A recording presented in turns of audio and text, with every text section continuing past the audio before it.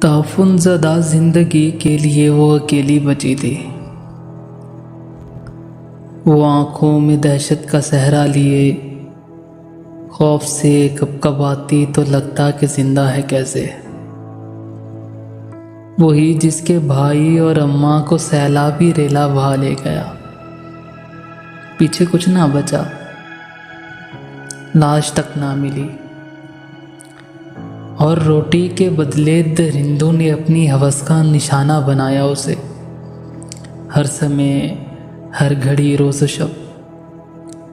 خیر چھوڑو یہ سب، درد تو درد ہے پر یہی ثانیہ ان زبانوں پہ ہے جو معزز بھی ہیں اور مکرم بھی ہیں، مسالات جن کا باتیں ہیں باتیں فقط، جن کی رائے ہے چائے کے کپ سے جڑی، بحث ہونے لگی۔